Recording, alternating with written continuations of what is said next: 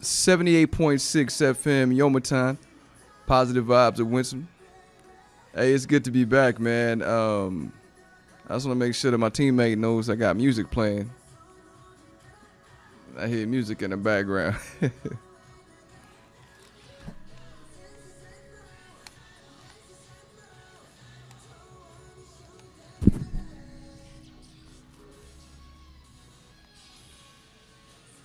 Hey, brother.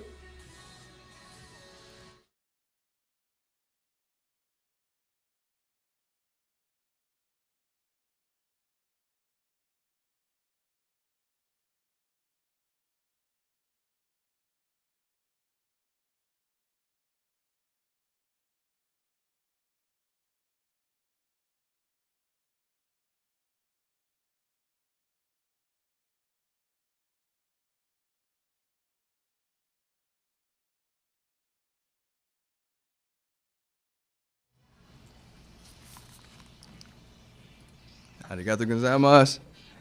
I think I had a different intro just now, man. 78.6 FM Yomaton. Hey, positive vibes of Winston, 78.6 FM Yomaton. I walked in, we had a different intro playing. I think they got used to me being in the U.S., man. So during my hour, some other music was playing. I was like, wait a minute, that's not me. What is that? It's good to be back, man. It's such a blessing. The weather's not that great today, and I'm going to change to shift my perspective. It's raining outside. It's overcast, and it's cloudy. However, today is still a good day, right? I woke up, got me something to eat, made it to the gym, made it to the station. You can't beat that, man. You can't ask for anything more than that. And I got 3 segments with you. Let's go, right? Let's go. Been an amazing week. Got to be back with my team that I hadn't seen in a long time this week. So a lot of blessings on top of blessings, man. I can't even complain about how amazing this week was. I mean, I always was able to find something positive in each day. 78.6 FM Yomaton. Positive vibes with Winsome. You know how we started off, man. The first segment is the thumball segment. So let's grab it and let's ask myself some questions. Now, I don't throw this thing around by myself at home. I wait till I get here and start asking questions. Today, the thumball that we're using is going to be building bridges, right? So next week, we'll have my big brother, Mr. G, here. We're going to talk about start with why. Today, we're going to let Thumball lead us off, man. So let's ask myself some questions real quick, all right? Here we go. Thumball.com, where'd I land? I said, what topics are hard to discuss? It's the first question. What topics are hard to discuss? I think for me, some of the topics that are hard to discuss would be those topics that strike a nerve, right? Those sensitive topics. We all know what they are. You know, those are the ones that kind of divide groups, and you usually have a nice divide within those conversations. And without going into specifics or details or naming them one by one, it's just those ones that you know there's going to be a divide in the conversation. Those are the hard topics for me, because I always try to take care of people and meet folks where they are, right? So it's hard to be in the middle of something where it's divided so hard. And a lot of topics.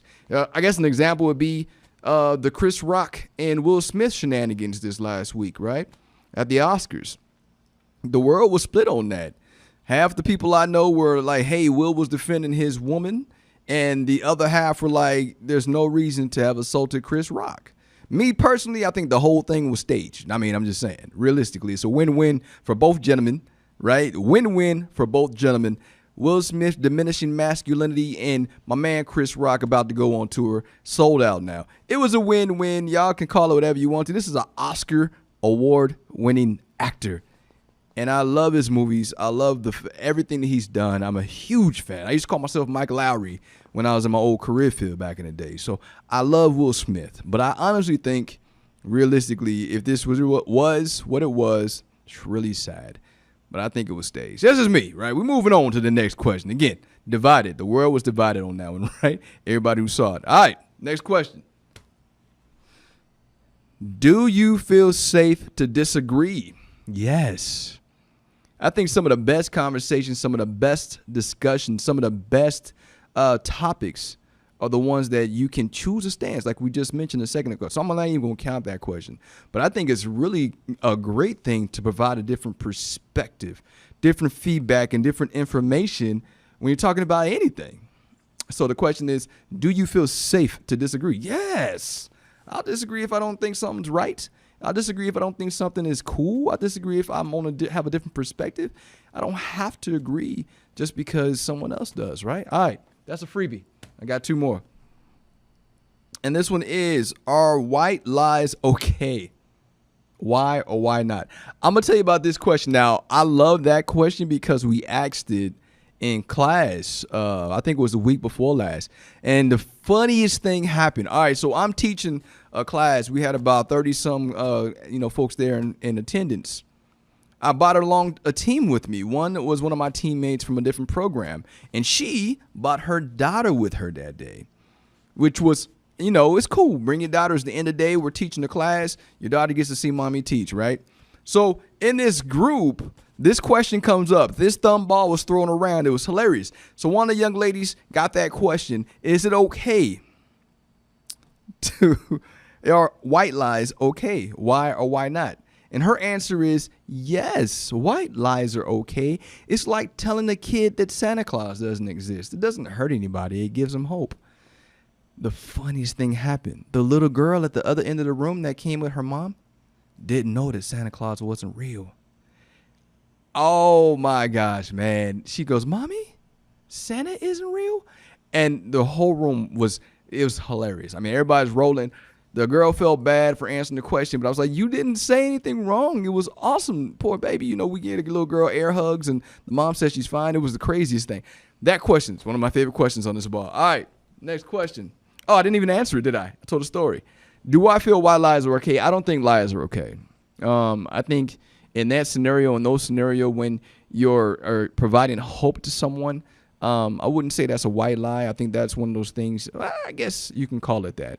I think there's certain situations or circumstances that require you to give hope to someone in different situations. And in those situations, you don't want to give them what you tell them what they need to hear, maybe not what is really accurate. Am I saying that correctly?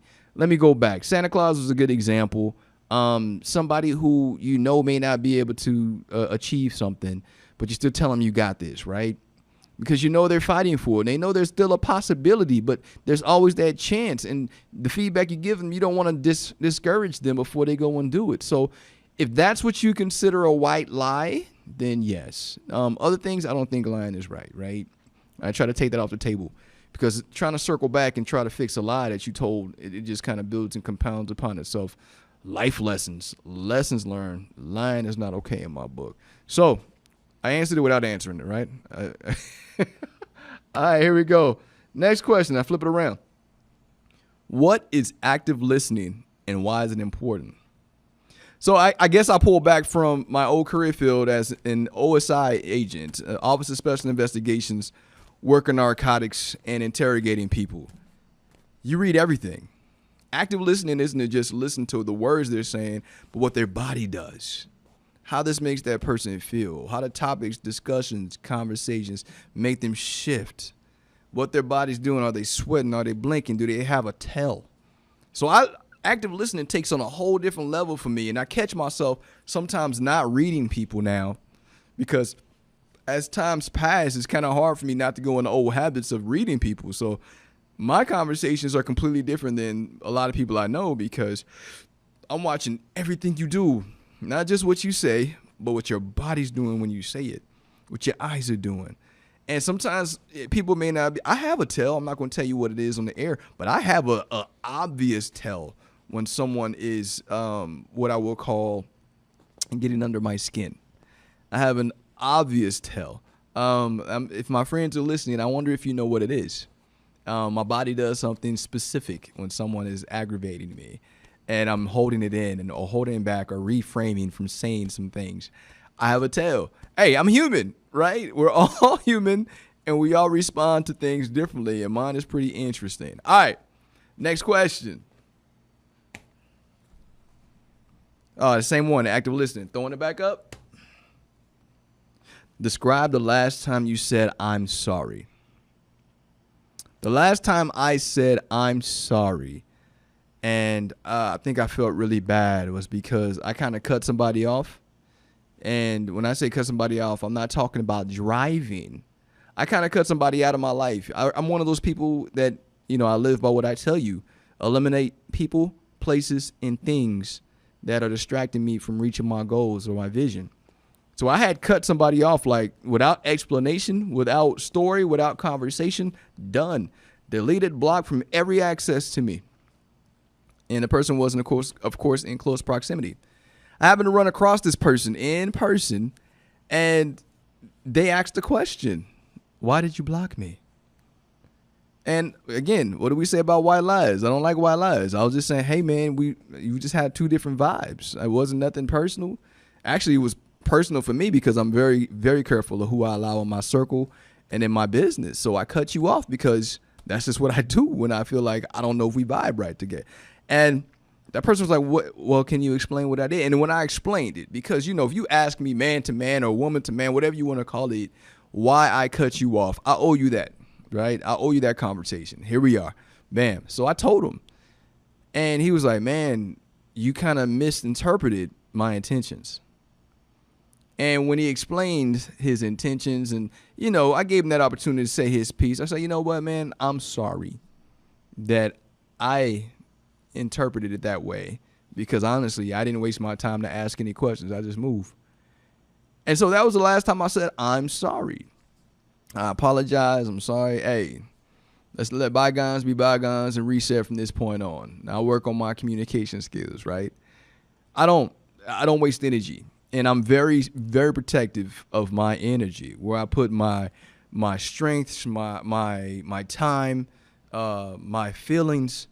It's because you get to that point after a certain time. In your 20s, you don't really care. You put yourself all over the place.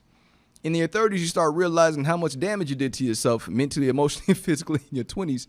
And in your 40s, you're like, I'm not doing that no more. I promise you. You get to that point where you're like, man, that's it. And it may not be immediately in your 40s, but at some point in time, you're going to get to the point where you're like, I'm not doing this anymore, right? So for me, honestly, answering that question, that's the only time I can really call myself apologizing.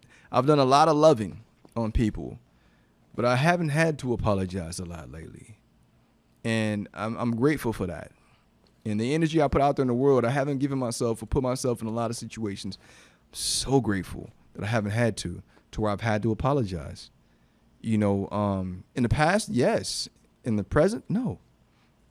In the recent present, definitely no, not the last couple of years. I tried to avoid it. So happy, thinking of which and thinking of the present times, so happy to see smiles again.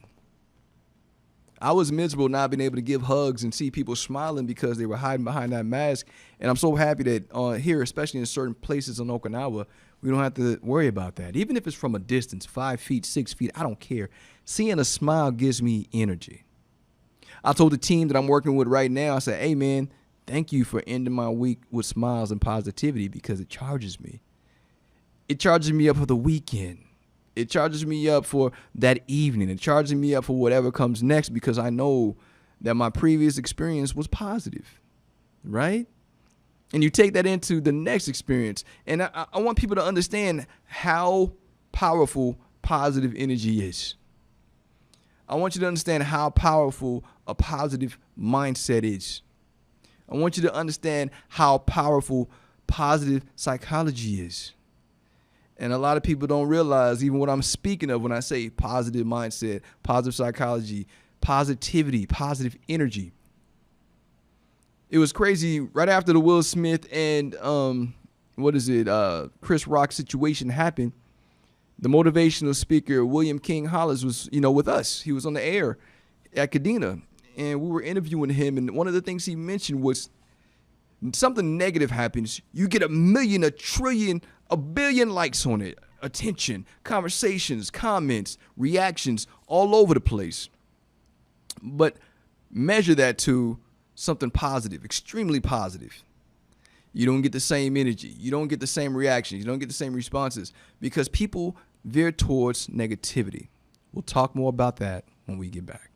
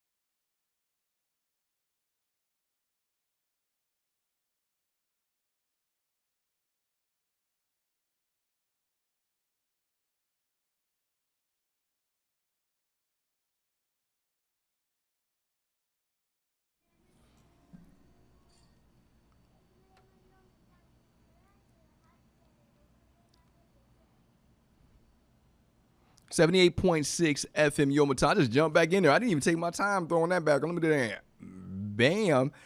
78.6 FM Yomatan, Positive Vibes in Winston. Now, if I have a title of my show called Positive Vibes, wouldn't I be talking about positive energy? Wouldn't I be talking about positive mindset? Wouldn't I be talking about positive psychology? You would think so, right? And that's my intention. It's been my intention since the day I started here, since the day I've been on the radio, is this positivity. Because realizing and recognizing that there are a lot of people out there who live in a negative mindset. Realizing and understanding that there's people out there who surround themselves with negativity before positivity. Realizing that there's a whole generation of people right now that thrive in negativity and that they ID themselves to this negativity.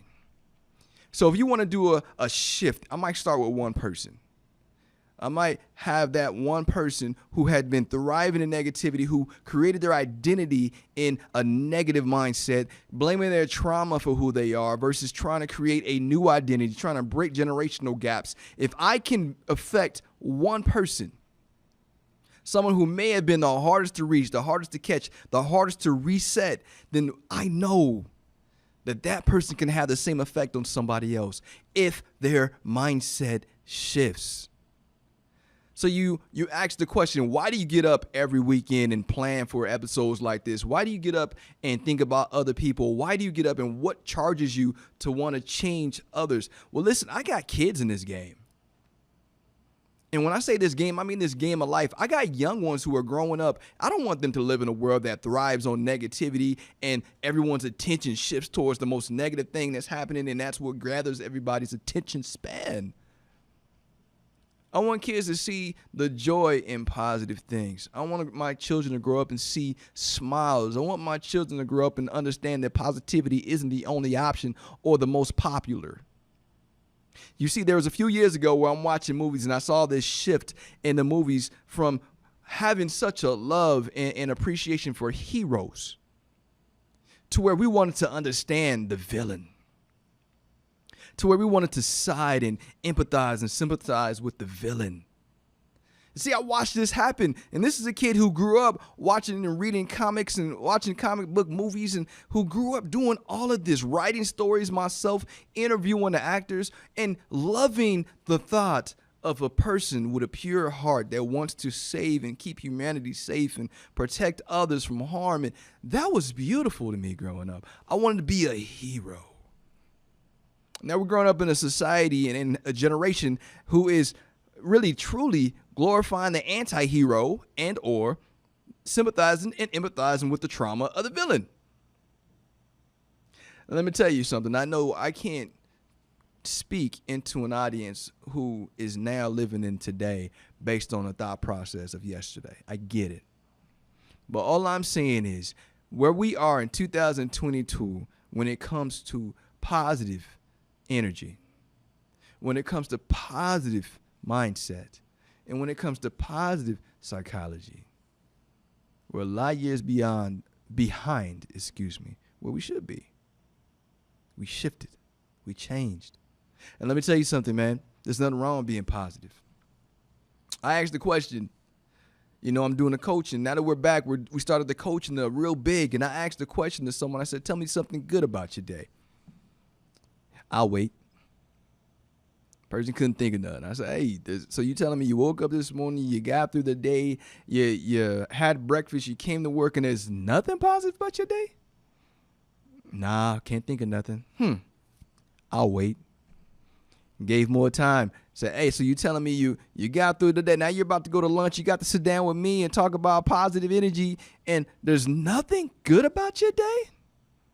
Can't think of nothing. I'll wait. And finally, the person go, oh, I talked to my grandma today, but I only got to talk to her for a second because I was at work. So I guess that was cool. Time out. You got to talk to your grandma. When's the last time you talked to her? It's been like a couple months. That's kind of big. If you look at, that's huge. So you not even considering a small victory that you talked to your grandmother, who's probably not going to be around a long time. You spoke to her for the first time in 3 months and you don't see that as positive?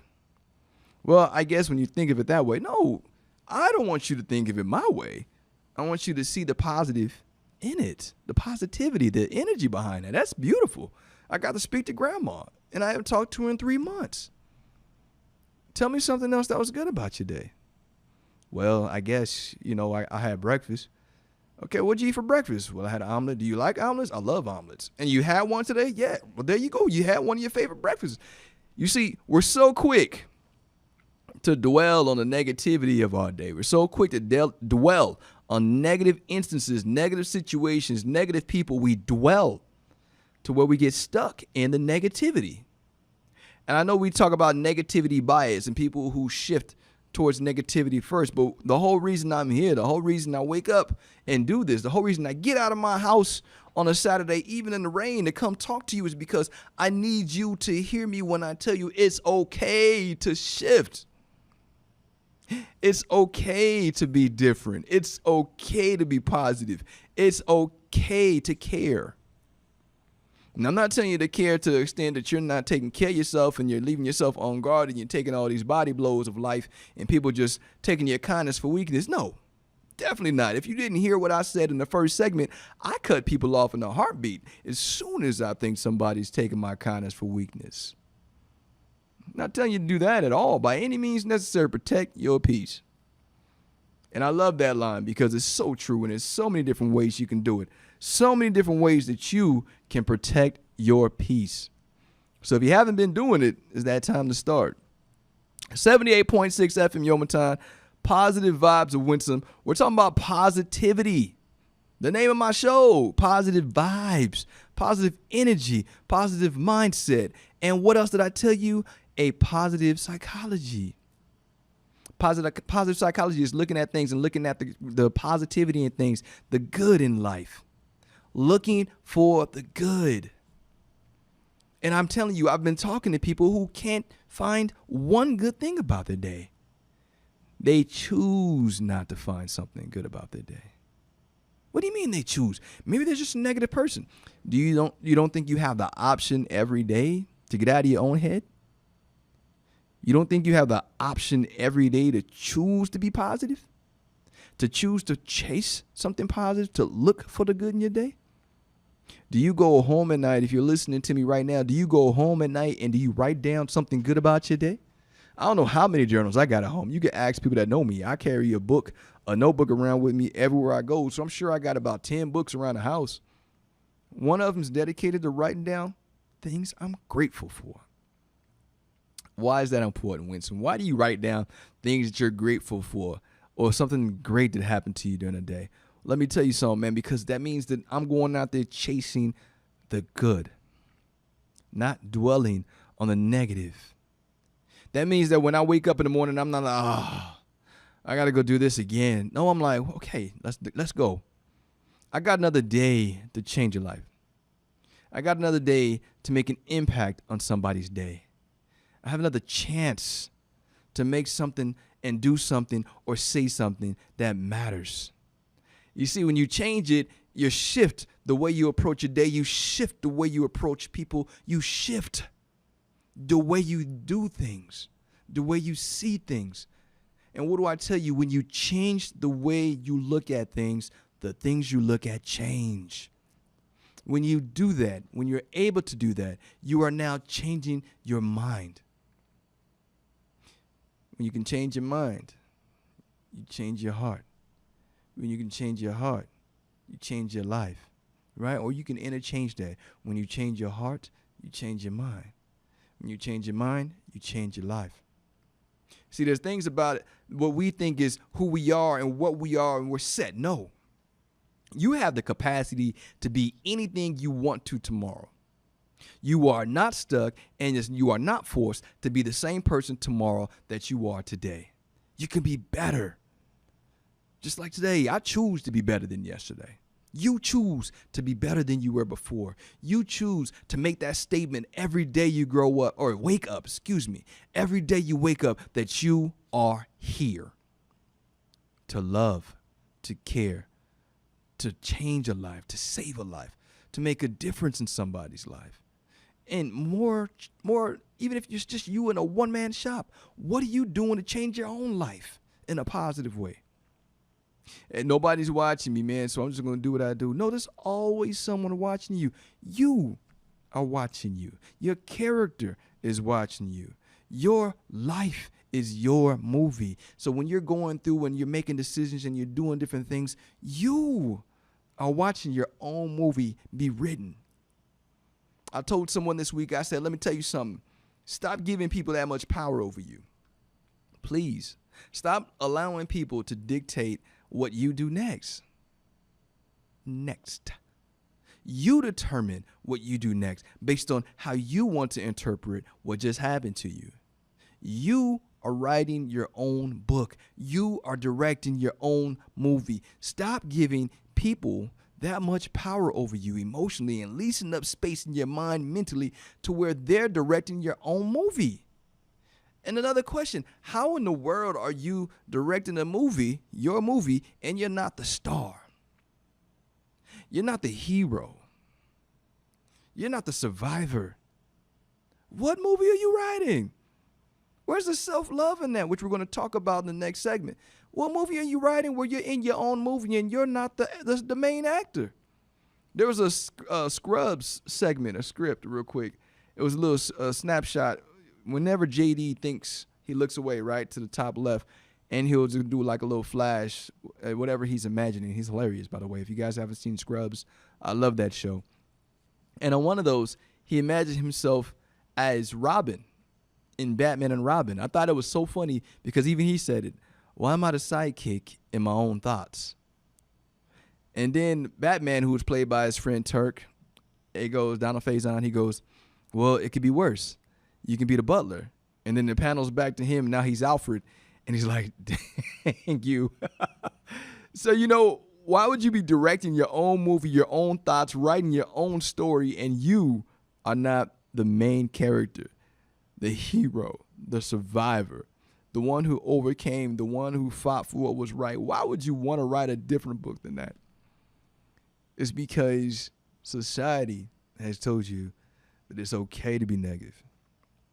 Society has told you that it's okay to be the anti-hero, the one who brings some sort of drama or some sort of conflict. Usually it's an internal conflict. No, get past that. You don't have to be the identity that somebody else created for you. You write your own book. After this break.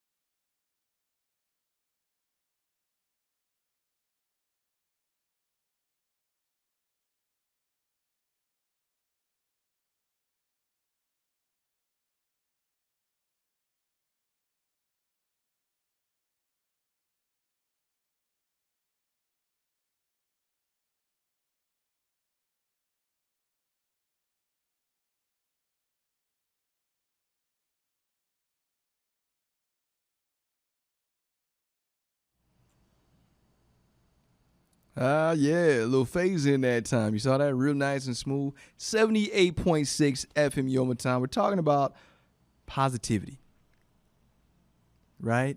And how when you change your mind, you change your life. So what's been accepted in our society as okay? And it wasn't based off of the whole story between Will Smith and Chris Rock. I use that as a sample. I don't dwell on that. That happened. In my opinion, it was staged. Other opinions, standing up for his wife, and the other opinions, there's no reason he should have hit him. I don't care. These are two multi-mega millionaires who have stopped talking about it as much as the people with absolutely nothing left to do other than be the best version of themselves are wasting all this energy on these two guys. In my opinion, it was staged. So let me tell you something that you can be doing with your life right now. Start looking at the things that you've accepted as your ID.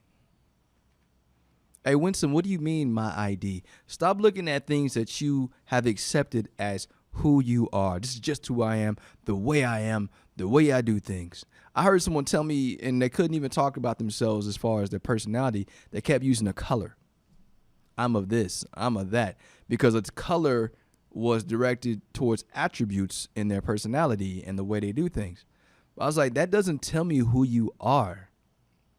That's a color that is supposed to identify based on this group of people who have these characteristics. Who are you? What is your ID? What is your DNA? Who are you? And that's the big question, right? A lot of people, and I mentioned this before, and we're talking about, of course, positivity. But in the third segment, I'll never forget, is always dedicated to the Air Force Wounded Warriors Wellness and Resiliency Team. I'm so blessed and grateful to know you and to be able to have this time, the third segment, to speak with you or to you. So listen to me, man. Speaking about positivity, one of the things that is evident in today's society is a lot of people are stuck in their traumas. The things that have happened in their lives. And that's why they say, I am this way. This is who I am based on what's happened to me. This is what is created. But that is all choice. Yes, I'm going to say it again. Your traumas do affect you. But what do you do to change your ID? What you do is up to you, especially if you know that those traumas have created something poisonous, toxic, unhealthy, or dangerous. Poisonous, toxic, unhealthy, or dangerous. If your trauma has turned you into that and you settled with that, poisonous, toxic, unhealthy, or dangerous, you chose to stay that way. Because you can choose right now, today, could have been done, to sit down with someone and truly fight to change those things. Well, you don't know that. How do you, everybody's different. Oh, gosh. Trust me. Trust me. If you want to change and you know you need to change, you can change. I was watching this, I won't say the name of the show, but it's a show that's on HBO Max right now about some teens that was going through similar conversations. You start talking about statistics. How many percentiles of people can actually change based on things that they've, life choices, right? And even though the numbers are low, wouldn't you rather fight to be in that low percentile of change versus not attempting to change at all? And it's called fight, effort, work, consistency. Effort, work, fight, consistency. When you really want to change, when you really want to make a difference in your life or in the life of others, or if you really want to change something that's been holding you back, change starts with you. Effort, focus, energy, consistency. I mean, I can keep going on with all these words, but what it boils down to is what you put into it, into your change, into your life, into what's in front of you, what you know you don't like. What you put into it is what you're going to get back. Every day I wake up, I tell myself, I want to put nothing but love out in the world. That's it. I just want to put positive energy out there, even if I'm tired. There was one day last week I was exhausted, but I just sat there and I was like, stay positive, man. I know you're tired. Don't say it. To stay positive. I was really exhausted, but I stayed positive. I kept a smile because guess what I can't control? That. What I do. My ID, my DNA, what I tell myself, what cycles through my mind. So many people that use their traumas as security blankets or as excuses. But let me tell you, when you deal and fight and you sit down with someone, you get therapy, you get a support system, you get coaches, you get whatever you call it, you shift and you fight for it. That low percentage becomes more realistic. And when you start making small changes, those small changes become big changes, and those big changes become the new version of you. It's not overnight. You're not going to wake up and be like, I'm being different today. Because the smallest thing can happen is going to knock you right back on your butt into the old ways. But you can choose to start. But you can choose to make that shift. You can choose to decide that today is going to be the day you make that statement and start taking those steps for change. Stop accepting other people's truths for you. Stop letting other people write your book for you. This is your movie, your book, your story. Stop allowing other people to hold your pen, your camera. Stop letting some other people tell you when to cut, when to go. Action. It is your movie. Why aren't you the hero? It's your movie. Why aren't you changing the life?